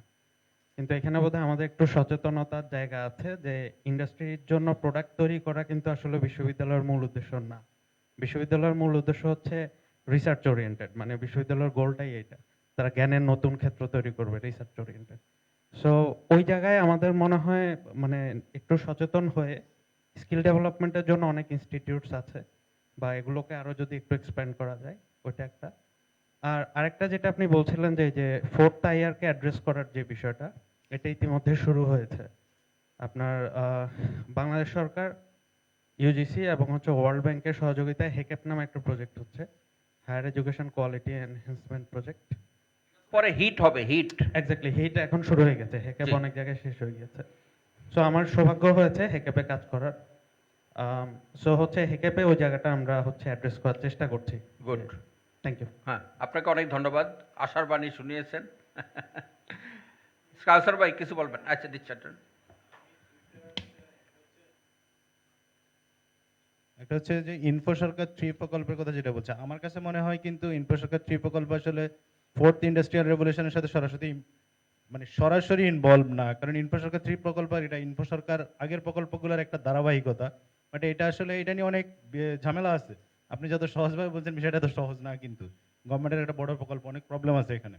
আর রবিন যেটা বলছে, আমার আসলেই ইউনিভার্সিটির আসলে কিন্তু মানে মূল উদ্দেশ্য এটা না যে তারা ফিনিশ প্রোডাক্ট বের করবে, কারণ ইন্ডাস্ট্রির জন্য যে প্রোডাক্ট দরকার এটা আসলে ইউনিভার্সিটি থেকে বের হওয়ার পরে একটা জায়গা থেকে মানে মাঝে একটা কেউ একজন থাকতে হবে যারা ইন্ডাস্ট্রি উপযোগী করে নিবে, এটা একটা। কিন্তু আমার রিসেন্ট একটা অভিজ্ঞতা আছে রবিন, আমি রিসেন্টলি একটা ইউনিভার্সিটিতে গিয়েছিলাম, অ্যাডামাস ইউনিভার্সিটি, এরা আম্বানি গ্রুপের একটা ইউনিভার্সিটি, ওদের একটা রাইস প্রজেক্ট আছে, ওইটা দিয়ে তারা করছে। বাট ওদের ওইখানে ধরেন মাস্টার্স ইন ফিশারিজও আছে, মানে ওরা অনেক বেশি ইন্ডাস্ট্রি ওরিয়েন্টেড, বিকজ তারা হয়তো ইন্ডাস্ট্রিয়ালিস্ট, এই কারণে তারা একটা ইউনিভার্সিটি করছে। কারণ আমাদের ইউনিভার্সিটিগুলোকে ওই রকম আসলে ফিনিশ প্রোডাক্ট বের করতে হবে না, বাট অনেক বেশি মানে কাজ ইন্ডাস্ট্রি ওরিয়েন্টেড যদি সাবজেক্ট থাকে, তাইলে আমার কাছে মনে হয় আমাদের অনেক সাবজেক্ট আছে যেটা আসলে কোনোভাবে পাস করে বের হওয়ার পরে এটা কাজে লাগে না, ওইগুলো আস্তে আস্তে বাদ দিয়ে দিলে ভালো হয়। আমি একটু অ্যাড করতে চাচ্ছি। আমি একটা বিশ্ববিদ্যালয়ে আছি দীর্ঘদিন যাবত, American international university Bangladesh, AIUB। So ইউনিভার্সিটির যে কারিকুলাম, এই কারিকুলামে মিনিমাম চেঞ্জ আসতে হলে এটা গভর্নমেন্টের সাপোর্ট লাগে, গ্র্যান্ট কমিশনে যেতে হয়। সো আমরা যেটা করছি যে আমি মানে যেটা অ্যাড্রেস করতে চাচ্ছি যে অনেকগুলো ইউনিভার্সিটিতেই তার কারিকুলামের বাইরেও আলাদা একটা প্রফেশনাল একটা উইংস তৈরি করছে। আমাদের যেটা আছে সেটার নাম হচ্ছে কন্টিনিউইং এডুকেশন সেন্টার। এইখানে নিয়মিত প্রতি এভরি ইয়ারে নতুন নতুন যে কারিকুলামগুলো আসছে বা টেকনোলজিগুলো, এগুলো আমরা স্টুডেন্টদেরকে পেইড নন পেইড দুইভাবেই আমরা প্রোভাইড করি। তো রিসেন্টলি আমরা সিলিকন ভ্যালি থেকে একটা স্কলারশিপ এনেছি, এবং ওইখান থেকে আমরা আইওটি, বেসিক আইওটি, সাইবার সিকিউরিটির উপর আমরা ওদেরকে ফ্রি ট্রেন আপ করাচ্ছি দীর্ঘদিন, প্রায় 2 মাস, এবং ঢাকার বাইরেও আমরা ট্রেন আপ করাচ্ছি। সো এগুলা অনেকগুলো ইউনিভার্সিটি শুরু করেছে, আমি মনে করি যে প্রতিটা ইউনিভার্সিটিতে এই ধরনের একটা প্রফেশনাল একটা উইংস যদি চালু করে তাহলে ওই আপডেটেড যে টেকনোলজিগুলোর সাথে স্টুডেন্টরা ভালোভাবে কপ করতে পারবে, খাপ খাইতে পারবে। Thank you. কাউসার ভাই যেটা বললেন ওই যে ওইটা হয়তো এক ধরনের ব্যাকবোন তৈরি হবে, ওই যে গভর্নমেন্ট কি এটা ওই ইনফো সরকার 3 এক ধরনের ব্যাকবোন তৈরি করবেন ফোর্থ ইন্ডাস্ট্রি রেভলিউশনকে সাপ্লিমেন্ট কমপ্লিমেন্ট করতে, চ্যালেঞ্জকে। হয়তো পুরোটা ওইটা আইআর না, কিন্তু এটা ব্যাকবোনটারও দরকার আছে। Thank you very much. যেমন এই যে ইউনিভার্সিটি গ্র্যান্ট কমিশন, আপনি একটু রেসপন্স করতে পারেন। হ্যাঁ, আমাদের এখানে যেটা ফোর্থ ইন্ডাস্ট্রিয়াল রেভলিউশন হিসেবে আমি মনে করি বিডিএন-এর যে ইনফ্রাস্ট্রাকচার, বিডিএন-টা কি একটু বলুন। বিডিএন হচ্ছে Bangladesh research and education network. Basically BDN একটা কান্ট্রি ওয়াইড একটা ফাইবার ব্যাকবোন নেটওয়ার্ক তৈরি করেছে, যেই ফাইবার ব্যাকবোন নেটওয়ার্কটা only for research and educational community. That's mean আমাদের টার্গেট হচ্ছে ইউনিভার্সিটি, পাবলিক এবং প্রাইভেট ইউনিভার্সিটিগুলোকে একটা সেন্ট্রাল নেটওয়ার্কের মাধ্যমে মডার্ন টেকনোলজিক্যাল সার্ভিস প্রোভাইড করা। সেই উদ্দেশ্য নিয়ে ক্লাউড কম্পিউটিং ইনফ্রাস্ট্রাকচার তৈরি করা হয়েছে এবং বিভিন্ন ইউনিভার্সিটি অলরেডি ক্লাউড কম্পিউটিংয়ের এই ইনফ্রাস্ট্রাকচার অলরেডি ইউজ করে নানানভাবে লাভবান হচ্ছেন। লাস্ট রিমার্কেবল কয়েকটা উদাহরণ বলি। বর্তমানে চিটাগাং ভেটেরিনারি ইউনিভার্সিটির ব্ল্যাক বেঙ্গল ছাগলের উপরে একটা রিসার্চ হচ্ছে। এটার ফুল এইচপি মানে হাই পারফরমেন্স কম্পিউটিং হিসেবে আমাদের ক্লাউড ইনফ্রাস্ট্রাকচার থেকে আমরা একটা সাপোর্ট দিচ্ছি, টেকনোলজি সাপোর্ট তাদেরকে দিচ্ছি। ইলিশের একটা জিনোম আবিষ্কার হয়েছে মাঝখানে, আপনারা দেখেছেন যে ইলিশের যে জিনোমটা, ইলিশ ঢাকা ইউনিভার্সিটি থেকে বায়োকেমিক্যাল ডিপার্টমেন্ট থেকে এটার আবিষ্কারটা হয়েছে। এটার টেকনোলজিক্যাল সাপোর্টও বিডিএন আমাদের এই ক্লাউড কম্পিউটিং ইনফ্রাস্ট্রাকচার থেকেই গিয়েছে। অলরেডি বাংলাদেশ রাইস ইনস্টিটিউটে ওনারাও আমাদের এই ইনফ্রাস্ট্রাকচার ইউজ করে অলরেডি তারা এই ধরনের ফ্যাসিলিটি নিচ্ছে। এটা আমি বলতেছি এই জন্য যে ফোর্থ ইন্ডাস্ট্রিয়াল রিভলিউশনের সাথে বিডিএন একটা কানেক্টিভিটি আছে, বিকজ আমরা যেমন একটা ব্যাকবোন করেছি কমিউনিকেশনের জন্য, সাথে সেই ব্যাকবোনকে ইউজ করে আরও কিছু সার্ভিস ডিপ্লয় করেছি, যেই সার্ভিসগুলোর মাধ্যমে ওই যাদেরকে কানেক্ট করলাম তারা এইখান থেকে আরও বেশি ফ্যাসিলিটেড হচ্ছে। ইভেন ইউজিসি আরও একটা সার্ভিস ডিপ্লয় করছে, সেটা হচ্ছে ইউনিভার্সিটি ডিজিটাল লাইব্রেরি, ইউডিএল বলে। More than 5 lakh books is there already. So তারা এই যে ইউডিএলটা ইউনিভার্সিটিদের জন্য ইউডিএলটা যে ডিপ্লয় করছে, এইটা অ্যাক্সেস করার জন্য হাই ইন্টারনেট কানেক্টিভিটি দরকার ছিল, যেটা আমি 2012 থেকে কাজ করতেছি। 2012-র আগে আমি দেখেছি এর আগে কানেক্টিভিটিগুলো খুবই নর্মাল ছিল। কোনো ইউনিভার্সিটি 1 MB 2 MB এরকম ইন্টারনেট ইউজ করতো, কিন্তু এটা খুবই নর্মাল ছিল তখনকার। আমি দেখেছি E1 কানেক্টিভিটি দিয়ে জিপি টাওয়ার থেকে 2 Mbps লাইন ইউজ করতো দিনাজপুরের মতো একটা ইউনিভার্সিটি। সেই ইউনিভার্সিটি আজকে 6 বছর পরে, 6 বছর না 12 থেকে 15, that's mean 3 years, after 3 years তারা 300 Mbps এ ইউজ করার মতো সুবিধা করে নিতে পারছে। এখন তারা মোর দ্যান 300 Mbps ইউজ করতেছে কারেন্টলি। তো আমি মনে করি এটা একটা উদ্যোগ। আর আমি আরেকটা জিনিস বলবো, ইউনিভার্সিটি বা এই এডুকেশনাল এবং রিসার্চ কমিউনিটির সাথে যেমন টেকনোলজিক্যাল তাদের কমিউনিকেশন এবং কোলাবোরেশন যেহেতু বাড়তেছে, এই ইন্টারনেট গভর্নেন্স সম্পর্কে তাদের এই জিনিসগুলো খুব বেশি জানা দরকার। আমাদের বিডিএন থেকে আমাদের উদ্যোগ ছিল, আপনারা অনেকে আওয়াল ভাইকে চেনেন, আমরা অনেক কিছু শুরু করেছিলাম, কিন্তু মাঝখানে আমাদের ডেভেলপমেন্ট ফেজের জন্য অনেক কাজ করতে পারিনি, অনেক অ্যাওয়ারনেস প্রোগ্রাম আমরা করতে ব্যর্থ হয়েছি, করতে পারিনি টাইমের জন্য। তো যদি এরকম হয় যে আমাদের একটা সুযোগ আছে, ইউনিভার্সিটির সাথে কোলাবোরেশন আমাদের আছে, তো আমরা যদি আমি একটু সহযোগিতা চাচ্ছি, যদি বিডিসি এই ধরনের কোনো প্রোগ্রাম অ্যারেঞ্জ করতে পারে কোনোভাবে, যে আমরা সেক্ষেত্রে সাথে থেকে কাজ করলাম, ইউনিভার্সিটি এন্ডে কমিউনিকেশন করা, ইউনিভার্সিটি এন্ডে যাওয়া বা তাদের সাথে কোলাবোরেট করে একটা প্রোগ্রাম ফিক্স আপ করা, এটা আমার মনে হয় এটা খুব বেশি ইজি। কারণ ইউনিভার্সিটি এবং রিসার্চ কমিউনিটি, এই কমিউনিটির বিশাল একটা কমিউনিটি। ইভেন আমাদের মাধ্যমে দেশের বাইরের কোলাবোরেশনটা অনেক বেশি বেড়ে গেছে এখন, বিকজ আমাদের সাথে ট্রান্স ইউরেশিয়া ইনফরমেশন নেটওয়ার্কের একটা কানেক্টিভিটি আছে, যেটা শুধুমাত্র ওয়ার্ল্ড ওয়াইড রিসার্চ কমিউনিটির সাথে কোলাবোরেশনের জন্য, নট ফর কমার্শিয়াল। তো এটা আমি মনে করি যে এই কমিউনিকেশনটা এবং তাদেরকে আরও বেশি অ্যাওয়ারনেস, তাদের ভিতরে অ্যাওয়ারনেস বিল্ড আপ করতে পারলে এই কানেক্টিভিটি, ইনফ্রাস্ট্রাকচার, সমস্ত কিছু থেকে সাইবার সিকিউরিটি, এই সমস্ত বিষয় সম্পর্কে মানুষ যখন জানবে, এটার ফ্লেভারটা আরও বেশি মানুষ বেশি ইউজ করতে পারবে এবং রিসার্চের ক্ষেত্রটা বাংলাদেশে অনেক বেশি উন্মোচন হবে আর কি আশা করছি। থ্যাংক ইউ ভেরি মাচ আপনাকে ধন্যবাদ। বিডিএনের পক্ষ থেকে এবং আমরা বিডিসির পক্ষ থেকে আমরা আপনাদের সাথে যোগাযোগ করব। আসলে আমাদের বাংলাদেশ ইন্টারনেট কমার্স স্কুল এবং বাংলাদেশ ইন্টারনেট গভর্নেন্স ফোরাম এটা একটা স্বেচ্ছাসেবীমূলক সংগঠন, ভলান্টারি সার্ভিস। আমরা সবাই ভলান্টারি করে থাকি, এখানে আমাদের কোনো বেতন নাই, কিছু নাই। আমরা সবাই স্বেচ্ছাসেবকভাবে কাজ করে থাকি। তো বিটিএন যদি আমাদেরকে সহযোগিতা করে, আমরা যেটা আগামী বছর চিন্তা করেছি যে 8টা বিভাগীয় শহরে আমরা এই স্কুলটা যাতে চালু করতে পারি। রাইট, ধন্যবাদ আপনাদেরকে। আর আমি আরেকটু বলতে চাই, আপনারা ফোর্থ ইন্ডাস্ট্রিয়াল রিভলিউশনে অনেক কোশ্চেন করছেন। আসলে আমরা কিন্তু অলরেডি ঢুকে গেছি। ধরেন আমাদের মনের অজান্তে এমএফএস, মোবাইল ফাইন্যান্সিয়াল সার্ভিস, আজকে বিকাশের মাধ্যমে কিংবা অন্যান্য যে আমাদেরকে অ্যাক্সেসেবল যে ডিভাইসগুলি আছে এবং সার্ভিসগুলি আছে, প্রতিদিন 1000 কোটি টাকার উপরে লেনদেন হচ্ছে। 1058 কোটি টাকা, 1058 কোটি টাকা কোড বাংলাদেশ ব্যাংক। মানে এটা আমরা চিন্তা করতে পারছি আজ থেকে 10 বছর আগে এত টাকা মোবাইলের মাধ্যমে হতো। আজকে ঢাকা শহরের মধ্যে যে রিক্সাওয়ালাটা 500 টাকা আয় করে, সে উইদিন এ সেকেন্ড কুড়িমারিতে তার ওয়াইফের কাছে পাঠিয়ে দিচ্ছে মোবাইলের মাধ্যমে। এবং তাকে কিন্তু ওই যে তার ওয়াইফকে পাঠাচ্ছে হনুপা আপাকে, সে কিন্তু মোবাইল ব্যবহার করতে জানতো না। সে কিন্তু তার চাহিদা অনুযায়ী সে পাসওয়ার্ড কোড দিয়ে খালেকের দোকানে যেয়ে কিন্তু তার টাকাটা তুলে নিচ্ছে। তারাও কিন্তু এডুকেটেড হয়ে যাচ্ছে যে আমরা যে ভয় পাচ্ছি কিংবা সবাই ঢুকে যাচ্ছে। এখন ঘটনা হচ্ছে যে আমরা কতটা আরো স্মার্ট হব, কত তাড়াতাড়ি, মানে স্মার্ট ওয়েতে। রাইট। তো আমরা ফোর্থ ইন্ডাস্ট্রিয়াল রেভলিউশনে পুরো জাতীয় ঢুকছে এবং গভর্নমেন্ট ইনফ্রাস্ট্রাকচার ডেভেলপ করছে, পৃথিবীও অনেক দ্রুত গতিতে আগাচ্ছে। রাইট। এবং আমাদেরকেও আগাতে হবে। এবং এইটা বজলু ভাই যেটা বললেন যে টোটাল বিষয়টাকেই আমাদেরকে অ্যাড্রেস করতে হবে, যে আমাদের কালচার পরিবর্তন হয়ে যাবে, আমাদের খাদ্যাভ্যাস পরিবর্তন হয়ে যাবে। এখন আউটসোর্সিং করে বাংলাদেশ এখন সারা বিশ্বের দ্বিতীয় না, এক সেকেন্ড বলে রাখি, একটা সেকেন্ড। এই যে আমাদের 7 মসজিদ রোড, এই রাস্তাটায় নাকি 111টা 12টা রেস্তোরাঁ আছে। আমি গ্যারান্টি দিয়ে বলতে পারি সন্ধ্যাবেলা কোনো রেস্তোরাঁয় আপনি যদি নোটিশ না দিয়ে ঢুকেন, কোনো টেবিল খালি পাবেন না। পাবেন, আপনাদের অভিজ্ঞতা আছে, পাবেন না। খাদ্য অভ্যাস টোটাল, কারণ এই যে আউটসোর্সিং যারা করছেন তারা রাতে জেগে কাজ করে এবং বাংলাদেশের জন্য ফরেন রেমিটেন্স আনছে, এবং তারা সবাই কিন্তু রাতে জাগে, দিনের বেলা ঘুমায়। একটা পুরো ইয়ুথ গ্রুপ এইভাবে আয় করছে। তো এই ফোর্থ ইন্ডাস্ট্রিয়াল রেভলিউশন আমাদের টোটাল জিনিসটাকেই একটা নতুন করে চিন্তা করার সময় চলে আসছে। তা আমরা এটাকে অ্যাড্রেস করব এবং আমাদের ফ্যামিলিতে এটা নিয়ে কথা বলার সময় চলে আসছে। এবং আরো বেশি গভর্নমেন্টের উপর যেটা অ্যাড্রেস করছে যে পলিসি তো রিমার্কেবল ভাবে চেঞ্জ হবে আগামী 5 বছরের মধ্যে। কিছুদিন আগে সরকার ডিজিটাল সিকিউরিটি অ্যাক্ট চালু করলো, এক পক্ষ মানলো আর এক পক্ষ মানলো না।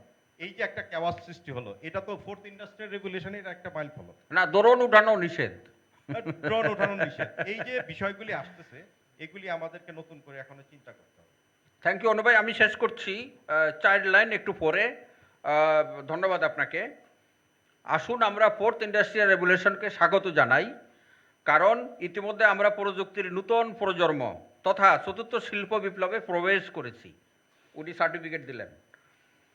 প্রযুক্তিগত এই চতুর্থ শিল্প বিপ্লব মূলত ফিজিক্যাল, ডিজিটাল এবং বায়োলজিক্যাল, এই 3টি ক্ষেত্রকে এমনভাবে একীভূত করতে চলেছে যা বাংলাদেশ তথা বিশ্বব্যাপী আগে কখনো পরিলক্ষিত হয় নাই। আচ্ছা, নিচ্ছি। এটি বাংলাদেশ সহ বিশ্বব্যাপী এক মহা পরিবর্তন এবং আমাদের জন্য এক বিশাল চ্যালেঞ্জ। এই পরিবর্তন এমন এক প্রেক্ষিত যেখানে রয়েছে অভাবনীয় অনিশ্চয়তা, আনসার্টিনিটি,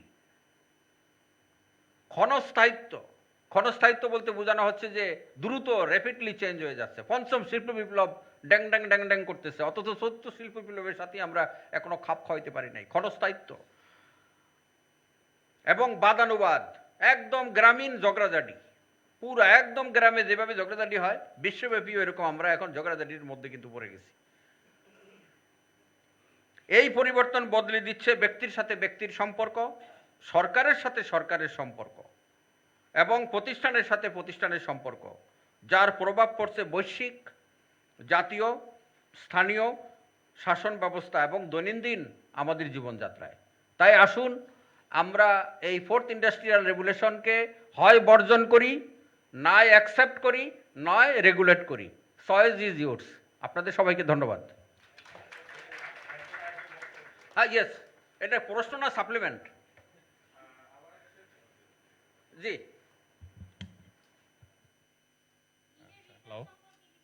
আমি অ্যাকচুয়ালি রিসার্চ করি, আর রিসার্চ রিলেটেডই আমার বিজনেস আছে।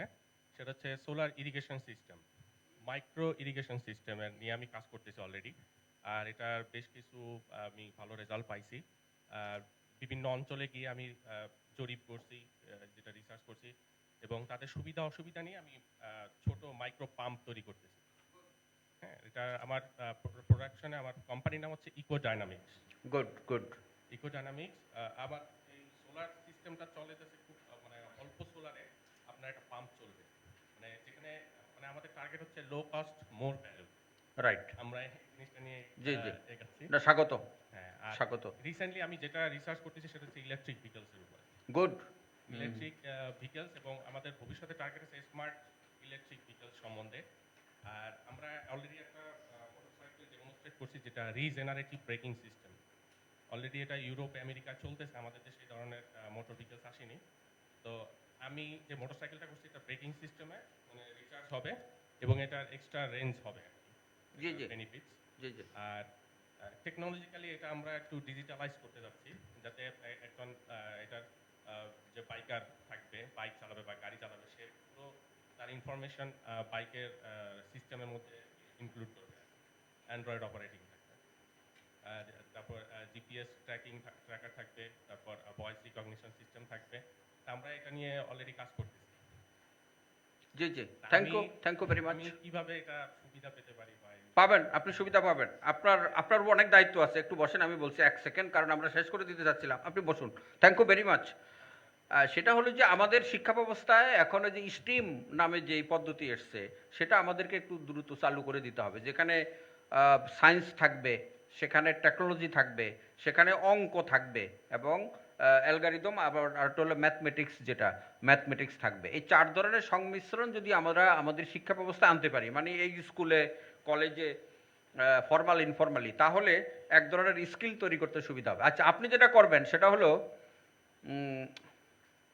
ইউরোপে তো ড্রাইভারলেস গাড়ি পাওয়া যায়, আমাদের এখানে ড্রাইভারলেস পাওয়ার টিলার কিংবা ট্রাক্টর বানাইতে হবে। ড্রাইভারলেস, যে আমার কৃষক বলে দিয়ে আসবে 10 একর জমি তুমি চাষ করে রাখো, ওই যে অ্যালগরিদম ব্যবহার করে দক্ষিণে এত, পূর্বে এত, পশ্চিমে এত, পূর্বে এত, ট্রাক্টর সারা রাত্র ধরে চাষ করে ফেলবে। ওকে বলা হবে 1 ঘন্টা তুমি রেস্ট নিবা, 1 ঘন্টার পরে তুমি আমার বীজটা বুনে দিবা। ওকে বলে দেওয়া হবে আমার 10 একর জমির ধান আছে, এই ধানটা তুমি সারা রাত্র কেটে একদম বস্তা বানায় ফেলবা। Driverless tractor, driverless power tiller আপনার উপর। Thank you. জি।